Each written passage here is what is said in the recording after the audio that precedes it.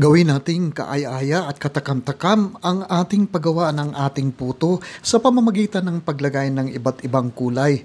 Tiyak na magugustuhan ito ng inyong mga kiddos. Tara, gawa tayo! Hi, I'm Dance, and this is my channel.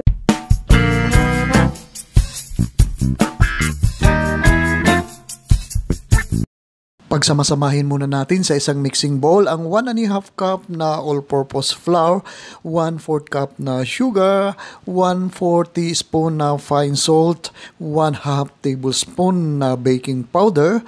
Haluin lang po natin muna ito ng maigi hanggang sa mag-well combine po lahat ang ating mga sangkap dito bago po natin idagdag ang ating 1¼ cup na water. Imikos-mikos lang natin ito sandali. At pagkatapos po ay magdadagdag po tayo dito ng 1/2 tablespoon na vanilla essence. At saka hindi ko na ipakita dito, maglagay tayo dito ng 2 tablespoon na vegetable oil. Haluin lang po natin ito hanggang ma-achieve natin ang isang smooth na butter.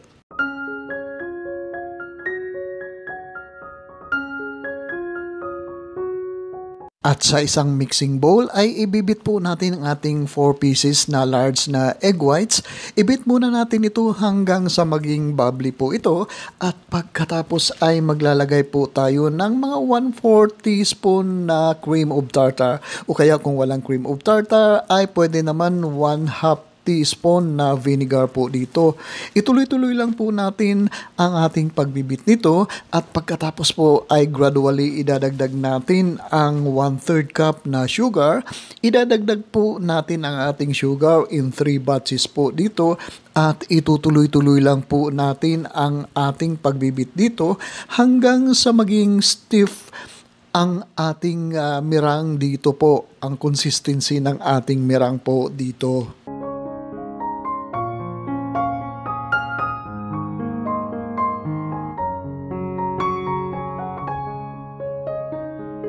At habang itinutuloy-tuloy po natin ang ating pagbit ng ating mirang dito, ay special shoutout muna natin si Lauren Lagora at nasa Hong Kong po siya. Sa Hong Kong po siya nanonood. Maraming salamat po sa patuloy niyong pagsubaybay sa aking mga video recipe dito.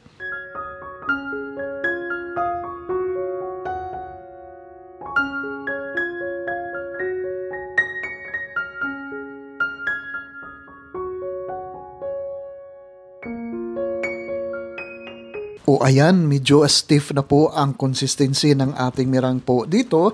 At ngayon naman ay idadagdag po natin ito dahan-dahan dito sa ating butter na ginawa kanina.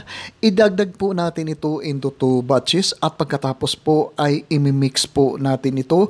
I-combine po natin ito ng dahan-dahan. Cut and fold method po ang ating pagmimix po dito na gagawin para hindi po mag-deflate ang ating mirang po dito. Tulad ng sinabi ko kanina ay idagdag natin ito into 2 batches at para hindi po mag-deflate ang ating mirang tulad ng nasabi ko, paulit-ulit.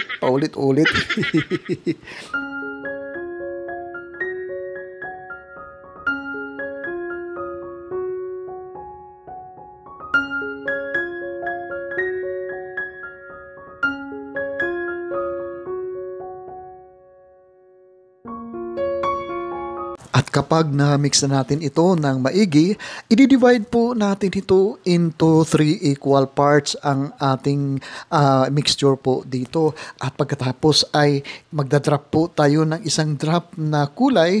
Kulay red ang una kong dinagdag dito sa ating 1 part na ating mixture. At hahaluin lang po natin ito ng maigi at dahil 1 drop lang po ang ating dinagdag dito, inilagay ay kulay pink po ang kinalabasan ng ating mixture po dito. Sa isa pang parte ay magdadagdag po tayo ng kulay green na flavor o na food coloring. Pagkatapos ay ihahalo lang po natin. Dapat po ang ating mga kulay, kalalabasan ng ating kulay ay mga pastel color lang po. At ang pangatlong mixture po natin na gagawin ay magdadagdag po tayo ng kulay yellow na food coloring po dito.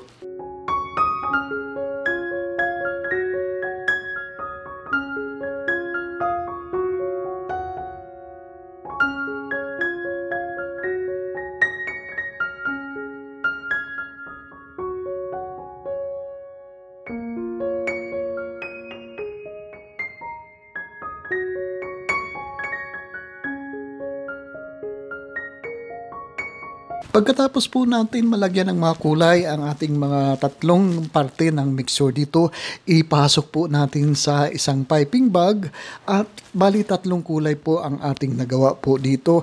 Bubutasan lang po natin ang dulo ng piping bag at pagkatapos po i-prepare na po natin ang ating molder dito.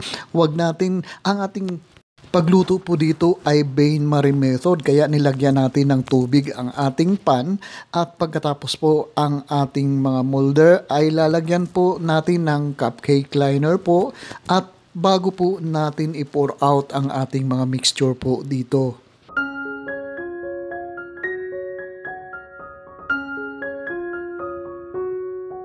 Sundan nyo na lang po kung paano ko pinopour out ang ating mixture po dito. Bali, alternately po, pinopour out ko ang iba't ibang kulay para maganda ang kalalabasan ng ating puto cake po dito pag naluto na po.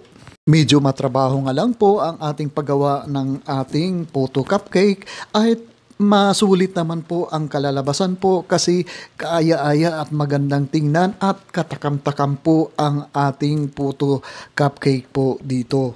At kung nandyan pa po kayo nanonood sa ating pag-pour out ng ating mixture dito, ibig sabihin lang yan ay nagugustuhan nyo po ang video na ito. Paki-comment nyo naman po kung saang lugar kayo nanonood para i-shout out ko po kayo at ang lugar nyo sa susunod kong video uploads. At kung meron po kayong mga comments or kung meron po kayong mga request na recipe, paki-post lang po sa comment section sa baba at sisikapin natin na tugunan ito.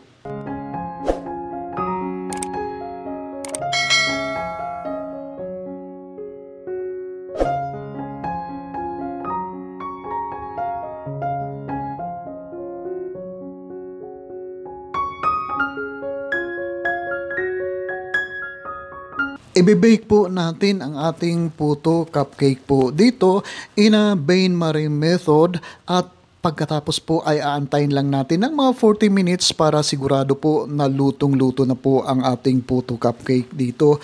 Pwede rin naman po natin i-steam ito at pero mas malambot po kung i-steam po ang ating puto cupcake po dito. Pero pwede rin naman po. At pagkatapos ay palalamigin muna natin bago po natin i-unmold ang ating puto cupcake dito. Isa na naman na certified rapsa na recipe ang ating nagawa dito. Napakasarap po talaga nito at kaayang-kaaya tingnan ang ating mga puto cupcake dito. Diba? Siguradong magugustuhan ito ng ating mga kiddos. Try nyo po.